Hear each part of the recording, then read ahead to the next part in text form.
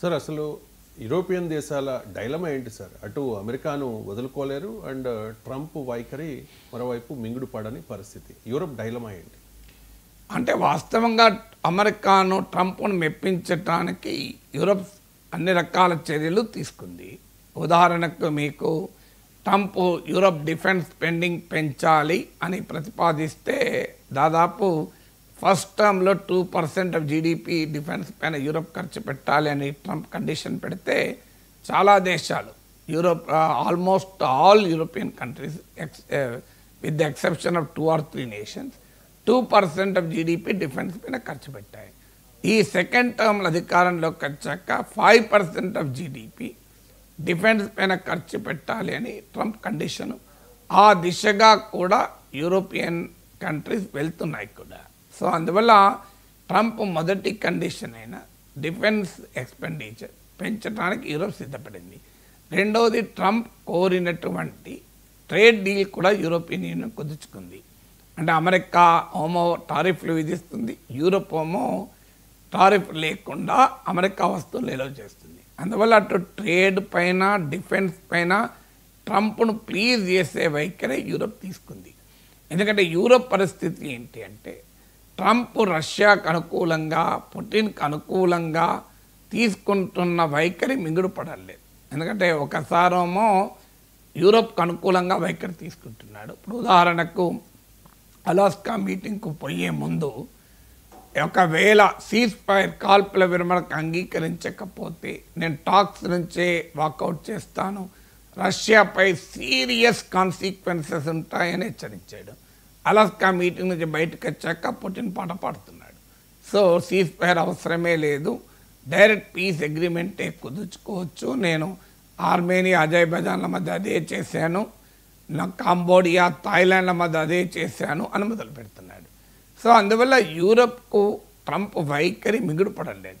So అది cease fire versus direct peace agreement కానీ అలాగే అనేక ఇతర అంశాల్లో కూడా ట్రంప్ వైఖరి మింగుడు పడలేదు. యూరప్ కోరుకునేది ఏంటంటే ట్రంప్ తమలాగా ఉక్రెయిన్కు పూర్తిగా మద్దతు ఇవ్వాలి అని. 2022లో ఈ వార్ మొదలైనప్పటి నుంచి ట్రంప్ ప్రెసిడెంట్ అయ్యేదాకా అలాగే జరిగింది. అమెరికా యూరప్ కలిసే యుక్రెయిన్కు మద్దతు ఇచ్చాయి. కానీ ట్రంప్ అధికారంలోకి వచ్చాక మారిపోయింది. యూరప్ కోరుకునేదేమో తమ టీంకు నాయకత్వం వహించి ఉక్రెయిన్కు అండగా అమెరికా ఉండాలి అనేది యూరప్ కోరుకుంటుంది. ట్రంప్ మాత్రం నేను ఏ టీంలో ఉండను, నాకు రష్యా ఫ్రెండ్లీనే యూరప్ ఫ్రెండ్లీనే, నేను ఎంపైర్గా ఉంటాను, అది కూడా ఫ్రీ సర్వీస్ కాదు, నాకేం లాభమో చెప్పండి అని ట్రంప్ అంటున్నాడు.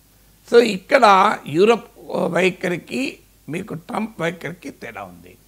ఇది రష్యా మూడవది యూరోప్ కోరుకునేది అంటే Russia is the threat to west, Russia is the threat to trans Atlantic partnership. Trans Atlantic అంటే అమెరికా యూరోప్ల భాగస్వామ్య వ్యవస్థకు, అది నాటో కానీ ఇతరత్ర కానీ. సో వెస్ట్రన్ బ్లాక్కు రష్యాకు మధ్య ఘర్షణగా ఉక్రెయిన్ యుద్ధాన్ని యూరోప్ చూస్తోంది.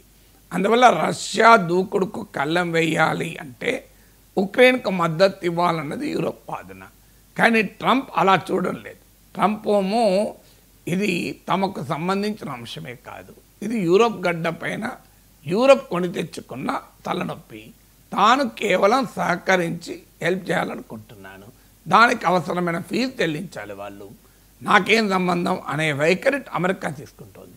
లేదు, ఇది అమెరికా యూరోప్ల కామన్ సమస్యగా చూడాలి, వెస్ట్రన్ కంట్రీస్ యొక్క కామన్ ప్రాబ్లంగా చూడాలని యూరోప్ కోరుకుంటుంది. అందువల్ల ఇలా ట్రంప్ వైఖరి యూరోప్కు మింగుడు పడడం లేదు. కానీ ఏం చేయగలుగుతాయి? అమెరికా సహాయం లేకుండా మీకు ఉక్రెయిన్ యుద్ధాన్ని కొనసాగించలేదు. ఒకవేళ పీస్ డీల్ కుదిరినా అమెరికా సెక్యూరిటీ గ్యారంటీలు లేకుండా భవిష్యత్ రష్యన్ అటాక్స్ నిరోధించలేవు. ఇప్పుడు ట్రంప్ చెప్తున్నట్లు యుక్రెయిన్ రాజీపడి రాయితీలు ఇచ్చి తన భూభాగాలను వదిలేసి పీస్ కొప్పుకోవడానికి యూరోప్ సిద్ధంగా లేదు. కానీ మరి యుద్ధాన్ని కొనసాగించుదామా అంటే అమెరికా మద్దతు లేకుండా యుద్ధం చేయడము సాధ్యం కాదు. యూరప్లోనే భిన్నమైన అభిప్రాయాలు వ్యక్తమవుతున్నాయి. ఎంతకాలం ఉక్రెయిన్కి ఆయుధాలు ఇస్తాం, ఇలా ఎంతకాలం యుద్ధం చేస్తాం అని తీవ్ర వ్యతిరేకత యూరోప్లో కూడా మొదలవుతుంది. So they cannot stop the war, they cannot stop the war at Putin's conditions. అంటే పుటిన్ షరతుల మేరకు యుద్ధం ఆగడం యూరోప్కి ఇష్టం లేదు. అలా అని ఈ చర్చలు ఫెయిల్ అయితే యుద్ధం చేసే పరిస్థితి లేదు. ఏం చేయాలి అనేది యూరోపియన్ డైలమా. దీనికి తోడు పోస్ట్ వార్ ఉక్రెయిన్ ఎలా ఉండాలి అనే విషయంలో కూడా యూరప్కు అమెరికాకు స్పష్టమైన తేడా ఉంది. యుక్రెయిన్ కోరుకుంటుంది అంటే అమెరికా యూరప్ కలిసి తమ సెక్యూరిటీకి భద్రత ఇవ్వాలి అని. కానీ అమెరికా ఏమంటుంది అంటే మేము కలవము, మేము సహకరిస్తాం, మీరు ఇవ్వండి, బాధ్యత యూరప్ది, సహకరిస్తాం అమెరికా, దానికి కావాల్సిన డబ్బులు పే చేయండి. అంటే క్లియర్గా ట్రంప్ ఏమంటున్నాడు, యూరప్ ఉక్రెయిన్కి ఆయుధాలు ఇవ్వండి, ఆ ఆయుధాలను మేము అమ్ముతాం మీకు కావాలంటే, మా ఆయుధాలు చాలా పవర్ఫుల్ ఆయుధాలు, సో అమెరికా నుంచి ఆయుధాలు యూరప్ కొనుక్కోండి, నాటో కొనుక్కోండి, అవి ఉక్రెయిన్కి ఇవ్వండి, మేము నేరుగా ఉక్రెయిన్కు ఉచిత సాయం చేయము. ఇది ట్రంప్ వాదన. ఇప్పటికే చేసిన సాయానికి బదులుగా మినరల్ డీల్ కుదుర్చుకున్నాం, $350 బిలియన్ ఇప్పటికి సాయం చేస్తాం, ఆ డబ్బులు రాబట్టుకుంటాం. ఇది ట్రంప్ వాదన. So Trump is purely transactional, Europe is emotional. Europe ఏమో ఉక్రెయిన్కు ఎమోషనల్ సపోర్ట్ కోరుకుంటోంది అమెరికా నుంచి. ట్రంప్ ఎమోషనల్ సపోర్ట్ ఇవ్వడానికి సిద్ధంగా లేడు. Trump is only interested in transactional diplomacy. అంటే మా ఆయుధాలు మీకు సప్లై చేస్తాం, మీరు కొనుక్కొని ఉక్రెయిన్కి ఇవ్వండి అని. లేదు ఇండిపెండెంట్ గ్యారంటీలు, నాటోగా ఇవ్వము, అమెరికా కొన్ని యూరోపియన్ కంట్రీస్ ఇష్టమున్న దేశాలు ఉక్రెయిన్కు సహకరిస్తాయని. అందువల్ల పోస్ట్ వార్ ఉక్రెయిన్ సెక్యూరిటీపై కూడా ట్రంప్కు యూరోప్కు మధ్య సిగ్నిఫికెంట్ డిఫరెన్సెస్ ఉన్నాయి. అందువల్ల యూరోపియన్ డైలమా ఏంటి, అమెరికాను వదులుకోలేదు, అమెరికా లేకుండా యుద్ధం ఆపలేదు, యుద్ధం కంటిన్యూ చేయలేదు అని చెప్పి అమెరికా వైఖరి అంగీకారం కాలేదు. ఏం చేయాలో అర్థం కాని పరిస్థితి. So they cannot avoid US, ఎందుకంటే అమెరికా లేకుండా యుద్ధం ఆపరలేరు, యుద్ధం కంటిన్యూ చేయలేరు. యుద్ధం ఆపాలన్నా యుద్ధం కొనసాగించాలన్నా అమెరికా మద్దతు లేకుండా సాధ్యం కాదు. పోనీ అమెరికా వైఖరి అంటే తమకు వింగుడు పడే వైఖరి లేదు, కంప్లీట్గా తమకు నచ్చని రష్యాకు అనుకూల వైఖరి ట్రంప్ తీసుకుంటున్నాడు. రష్యాకు అనుకూల వైఖరి తీసుకుంటున్నాడు కదా అని ట్రంప్ను దూరం చేసుకుందామా అంటే మళ్ళీ ఉక్రెయిన్ సమస్యకు అమెరికా లేకుండా పరిష్కారం లేదు. అందువల్ల యూరోప్కు ఒక రకంగా ఏమీ చేయని పరిస్థితి ఏర్పడింది. అది యూరోపియన్ డైలమా. సార్ ట్రంప్ ఎవరి పక్షం సార్, రష్యా పక్షమా లేకపోతే ఉక్రెయిన్ పక్షమా? అండ్ ట్రంప్ నిజంగా ఈ యుద్ధం ఆగాలని కోరుకుంటూ ఉన్నారా సార్? ట్రంప్ ఏం ఆశిస్తూ ఉన్నారు? ఈ చర్చల సరళి చూస్తే ఏమనిపిస్తుంది? అంటే మీరు అడిగిన ప్రశ్నలు మొదటిది ఎవరి పక్షం అంటే ట్రంప్ తన పక్షమే, కాదంటే అమెరికా పక్షం. మొదలు ఫస్ట్ తన పక్షం, తర్వాత అమెరికా పక్షం.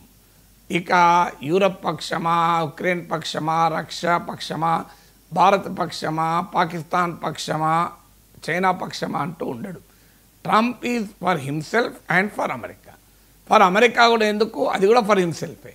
అందువల్ల ట్రంప్ ఏదైనా ట్రాన్సాక్షనల్ లీడర్, అంటే తనకేమి లాభం, తన దేశానికి ఏం లాభం, తన దేశానికి లాభం కావడం వల్ల తనకు లాభం అని. సో అందువల్ల ట్రంప్ వైఖరి దేనిపైనైనా అదే చుట్టూ తిరుగుతూ ఉంటుంది. అందువల్ల ట్రంప్కి ఇప్పుడు కావాల్సింది ఏంటి, మీరు అడిగిన రెండో క్వశ్చన్, యుద్ధం ట్రంప్ ఆపాలని కోరుకుంటున్నాడు, ఖచ్చితంగా ఆపాలని కోరుకుంటున్నాడు, అందులో అనుమానమే లేదు. కానీ ఎందుకు ఆపాలని కోరుకుంటున్నాడు, ఎలా ఆపాలని కోరుకుంటున్నాడు అన్నదే క్వశ్చన్. ఎందుకు ఆపాలని కోరుకుంటున్నాడంటే పైకి ఏం చెప్తున్నాడు, నాకు ఉక్రెయిన్లో ప్రాణాలు, రష్యాలో ఉక్రెయిన్లో సామాన్యుల ప్రాణాలు పోతుంటే నేను భరించలేకపోతున్నాను, అందువల్ల ఈ ప్రాణాలు పోవద్దు అంటే యుద్ధం ఆగాలి అని ఒక శాంతి దూత వచనాలు పలుకుతున్నాడు. కానీ రియాలిటీ ఏంటి, ఎంత తొందరగా యుద్ధం ఆగితే తనకు నోబెల్ పీస్ ప్రైజ్ వస్తుంది. ఎందుకంటే అక్టోబర్లో నోబెల్ పీస్ ప్రైజ్ అనౌన్స్ చేస్తారు. ఈలోగా యుద్ధం ఆగాలి, ఆగితే తాను నోబెల్ పీస్ ప్రైజ్కి ఎలిజిబుల్ అవుతాను. ఎందుకంటే ఆల్రెడీ ఆర్మేనియా, అజర్బైజాన్ యుద్ధం ఆపాడు. ఆర్మేనియా, అజర్బైజాన్లు ట్రంప్ అభ్యర్థిత్వాన్ని కోరుకుంటున్నాయి. ఇండియా పాకిస్తాన్ వార్ ఆపానని చెప్పుకుంటున్నాడు. పాకిస్తాన్ ఏకంగా ట్రంప్ పేరును నోబెల్ బహుమతికి ప్రతిపాదించింది. కాంబోడియా, థాయిలాండ్ యుద్ధం ఆపాడు. కాంబోడియా కూడా ట్రంప్కు నోబెల్ ప్రైజ్ రావాలి అంటున్నాడు. కనుక రష్యా ఉక్రెయిన్ వార్ ఆగితే తనకు నోబెల్ ప్రైజ్ వస్తుంది కనుక ఆగాలి అని కోరుకుంటున్నాడు. ఆగాలని కోరుకుంటున్నాడు. ఆగాలని ఎందుకు కోరుకుంటున్నాడు? ఉక్రెయిన్కి అన్యాయం జరుగుతుంది, ప్రజల ప్రాణాలు పోతున్నాయి అనేది కాదు.